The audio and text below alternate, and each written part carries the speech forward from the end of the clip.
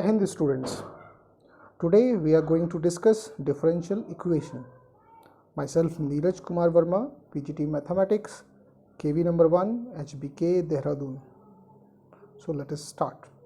So in this chapter we will discuss the definition of differential equation, order of differential equation, degree of differential equation, solutions of differential equation, and in it we will study the types of differential equation and the solution of differential equation. Formation of differential equation, how to form a differential equation. Okay, definition: an equation involving derivatives of the dependent variable with respect to independent variable is known as differential equation. Okay, so the first criteria is that the equation should have derivatives, involving derivatives. That means if the equation do not contain derivatives, it is not a differential equation. For example, if you see in the first example, x square minus 3x plus 3 is equals to 0, there is no derivative, so it is not a differential equation. Similarly, the sin x plus cos x equals to 0, there is no derivative, so it is also not differential equation. And the last one also. Now here in this one the derivative is present, so it is a differential equation. We'll write differential equation in short, DE. Okay. Order of differential equation.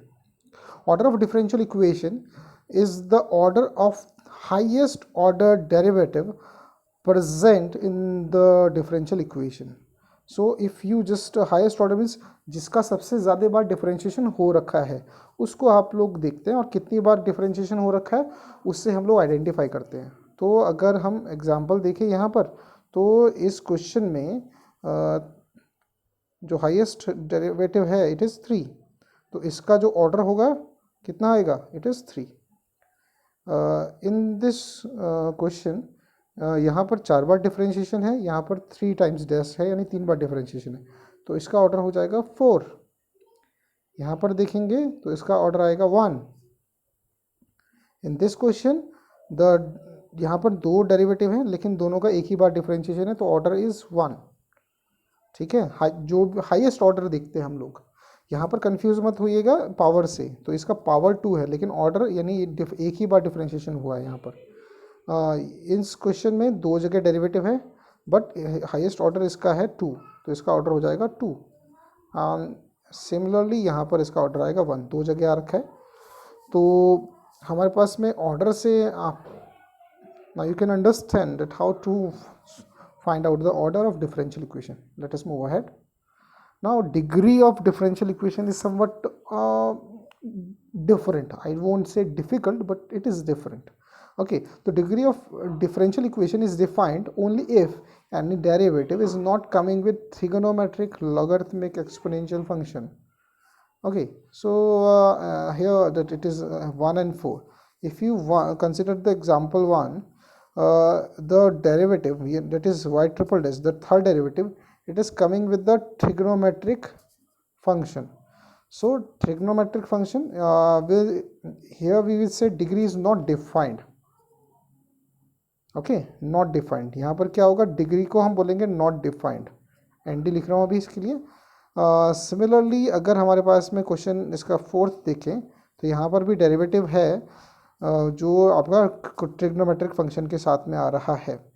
यहाँ पर ध्यान रखने की बात ये है कि आपका डेरिवेटिव अगर इन किसी के साथ भी एक में से आता है, चाहे वो ट्रिग्नोमेट्रिक हो, लॉगरिथमिक हो, एक्सपोनेंशियल फंक्शन के साथ, तब आपका डिग्री डिफाइंड नहीं होगा. इसके अलावा आप बता सकते हैं कि डिग्री क्या है, और इसके लिए क्या करना पड़ेगा, बहुत आसान है. ठीक है, आगे चलते हैं. Degree of differential equation is the highest power of the highest order derivative. यानी इसमें फिर से आपको क्या करना है, हाईएस्ट ऑर्डर डेरिवेटिव आइडेंटिफाई करना है और उसका पावर देखना है. बट जो हमें 2 कंडीशन पहले बताई थी, क्या, आपका डेरिवेटिव जो है वो ट्रिग्नोमेट्रिक फंक्शन के साथ में नहीं आना चाहिए, एक्सपोनेंशियल फंक्शन के साथ में नहीं आना चाहिए, लॉगरिथमिक फंक्शन के साथ में नहीं आना चाहिए. तो इस चीज़ का हमें ध्यान रखना है. तो हमें पता है कि इसमें तो 1 और 4th में डिग्री जो है वो नॉट डिफाइंड था, इसमें भी डिग्री जो आपका आएगा नॉट डिफाइंड आएगा। ओके, तो इसको हम लोग डिस्कस नहीं करेंगे ना। क्वेश्चन नंबर 2, इसमें अगर हम देखते हैं तो हम लोग क्लियरली बता सकते हैं कि यहाँ पर इसका जो हाईएस्ट ऑर्डर डेरिवेटिव है वाई डैश है और इसकी पावर 1 है, तो the degree is going to be 1। इसका ऑर्डर तो 1 है ही, लेकिन डिग्री भी 1 आएगा। अब इस क्वेश्चन नंबर 3 में देखेंगे तो यहाँ पर हमारे पास में दो जगह दे रखा है 1, एक यहाँ पर इसका क्या होगा, इसका ऑर्डर 1 है और इसका ऑर्डर 2 है, तो हमें हाईएस्ट ऑर्डर डेरिवेटिव चेक करना है। तो will go for the d2s over dt2। सो अब इसका पावर चेक करा तो पावर कितना है 1 है, तो degree is going to be 1 for this question number 3।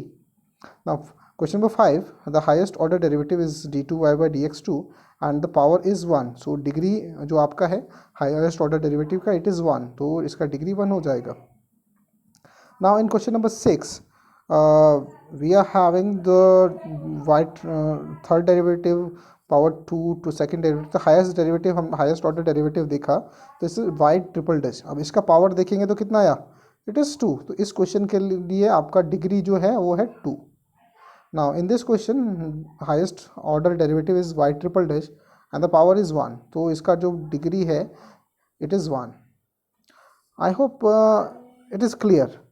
One more thing you should understand, which is quite important. जैसे अगर किसी क्वेश्चन में जैसे यहाँ पे दे रखा है ना कि पॉजिटिव, इसका जो हाईएस्ट पावर जो है वो पहले क्या होना चाहिए, पहले पॉजिटिव ओनली, इंटीजर ओनली। तो इसको थोड़ा सा क्लियर कर देते हैं। अगर सपोज, ठीक है, अगर क्वेश्चन में हमारे पास में क्या दे रखा है, इसको देखें अगर हम, तो अगर कहाँ से लेते हैं, सपोज जैसे यहाँ पर स्क्वायर रूट दे रखा है, ठीक है, और हमें डिग्री निकालना है। अब इसके जो y का सारा पावर जो है वो कैसा होना चाहिए, पॉजिटिव इंटीजर फॉर्मेट में होना चाहिए। तो आप क्या करते हैं, क्योंकि यहाँ पर जो पावर है बेसिकली 1/2, तो हम क्या करते हैं, सबका पावर 2 स्क्वायर कर देंगे, तो ये जो स्क्वायर से ये आपका फ्रैक्शन वाला वैल्यू कैंसिल आउट हो जाएगा। और फिर जब आप रैशनल वैल्यू जो है उसको रिमूव करने के बाद में तब आप ऑर्डर इसका डिग्री देखेंगे। तो उस केस में क्या होगा, स्क्वायर रूट रिमूव करने के बाद में हमारे पास में जो इसका वाई ट्रिपल डैश जो है उसका जो पावर है या डिग्री जो आएगा वो बन के आएगा 2। ठीक है, तो इस चीज़ का थोड़ा सा ध्यान रखेंगे आप। सॉल्यूशन ऑफ डिफरेंशियल इक्वेशन, अभी हम लोग एक जनरल सॉल्यूशन और पर्टिकुलर सॉल्यूशन की बात कर रहे हैं। तो as function which satisfy the given differential equation is called its solution. बहुत सिंपल सा चीज़ है कि अगर कोई भी फंक्शन जो है सेटिस्फाई करता है डिफरेंशियल इक्वेशन को तो वो उसका सॉल्यूशन कहलाता है। द सॉल्यूशन, अब इसमें दो तरह के सॉल्यूशन की बात होती है। तो solution which contains as many arbitrary constants, जैसे इसके हम कुछ कॉन्स्टेंट्स यूज़ करते हैं arbitrary constant as the order of the differential equation. अगर उसमें जैसे हमारे पास में अभी हमने पढ़ा था कि अगर किसी डिफरेंशियल इक्वेशन का ऑर्डर 2 है और उसमें उसके सॉल्यूशन में 2 आर्बिट्री कांस्टेंट्स आ रखे हैं मैक्सिमम, तो उसको हम लोग बोलते हैं इट इज़ जनरल सॉल्यूशन। ठीक है, अगर उसमें क्या हुआ, आर्बिट्री कांस्टेंट्स इसके ऑर्डर के इक्वल हो हैं तो, ठीक है। If the solution free from arbitrary constant, मतलब उसमें कोई भी आर्बिट्री कांस्टेंट ना हो, तो उसका हम नाम देते हैं इट इज़ पर्टिकुलर सॉल्यूशन। तो इसको थोड़ा सा भी आगे देखेंगे। जैसे कि हमारे पास में 2 क्वेश्चन है यहाँ पर, ठीक है। तो फर्स्ट जो क्वेश्चन हमारे पास में है it is y is equals to e to the power x plus 1 और यहाँ पर इसका एक डिफरेंशियल इक्वेशन दे रखा है। तो लेट अस सी ये इसको सेटिस्फाई करता है कि नहीं करता है। तो हमने क्या करा, y डैश निकाला, तो e to the power x का डिफरेंशिएशन तो e to the power x ही आता है और 1 का डिफरेंशिएशन करेंगे 0। Now we have to again differentiate, इसको साइड में ही लिख लेते हैं, ठीक है।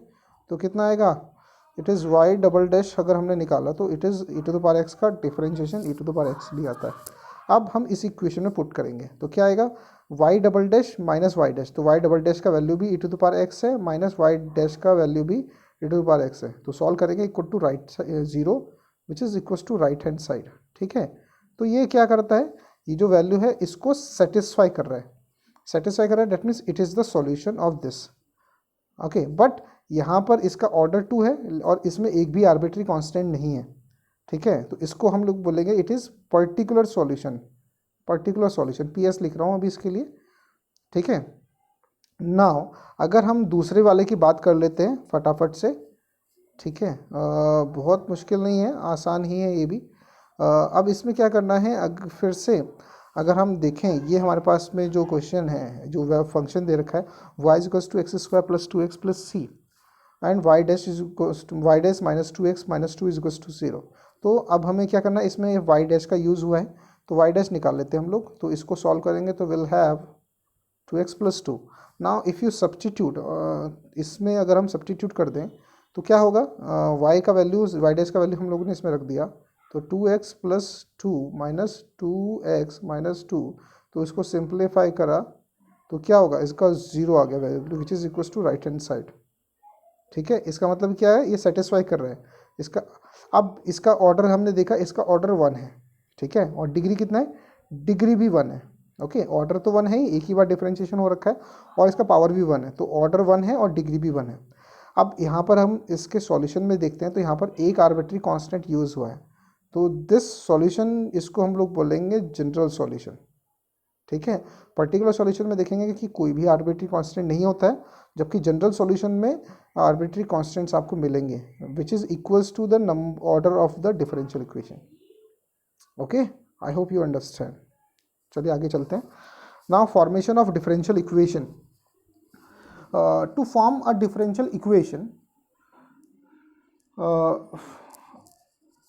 from a given function, we differentiate the function successively as many times as the number of arbitrary constant in the given function। अब ये बार बार arbitrary constant की बात कर रहे हैं। अभी हमने पीछे पढ़ा था जनरल सॉल्यूशन में क्या होगा, जितना ऑर्डर था आपका डिफरेंशियल इक्वेशन का उतना ही आर्बिट्री कॉन्स्टेंट्स होते हैं। ठीक है, अब इसका अगर रिवर्स करेंगे तो हमारे पास में उसी का यूज़ कर रहे हैं हम लोग, तो क्या होगा, जितने आर्बिट्री कांस्टेंट होंगे उतना ही क्या होगा, फंक्शन का जो आपका उतने ही नंबर ऑफ टाइम्स आपको डिफरेंशिएट करना है।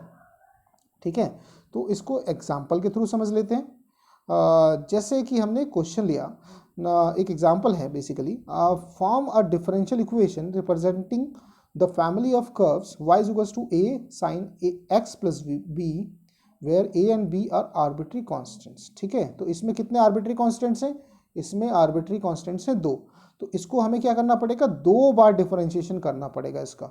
ठीक है, तो डिफरेंशिएट करेंगे हम 2 बार, ठीक है, 2 टाइम्स, तो 2 बार डिफरेंशिएशन करना है हमें।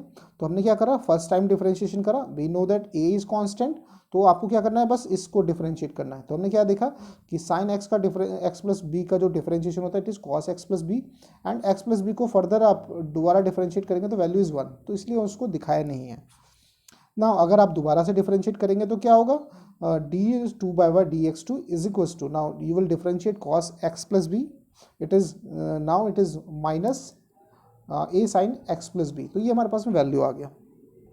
अब हमें करना क्या है, इस को हमें बस सिंप्लीफाई करना है so that it is the क्या होगा, अब हम कोई ऐसा इक्वेशन बनाए जिसमें कोई भी आर्बिट्री कांस्टेंट ना आए, यानी हमारा एम क्या है, इस ए और बी से हमें मुक्ति चाहिए, छुटकारा चाहिए, इसको हमें क्या करना है, इरेडिकेट करना है, रिमूव करना है। ओके, सो अब हम देखते हैं, अगर मैं y और y डबल डैश, ठीक है, इन दोनों को ऐड कर दूंगा तो ये वाला पोर्शन जो है वो डायरेक्टली कैंसिल आउट हो जाएगा। So for eliminating a and b from equation 1 2 and 3 we get, तो क्या होगा, इन्होंने फर्स्ट और थर्ड को ऐड कर दिया है। ठीक है, तो विल अब now which is free from arbitrary constant, कोई भी आर्बिट्री कांस्टेंट नहीं है, so this is the required differential equation. Okay, तो इस तरह से हम लोग क्या करते हैं, इसका डिफरेंशियल इक्वेशन बना सकते हैं। तो बहुत मुश्किल नहीं है, बहुत आसान सा है, आपको समझ में आया होगा। चलिए, थैंक यू।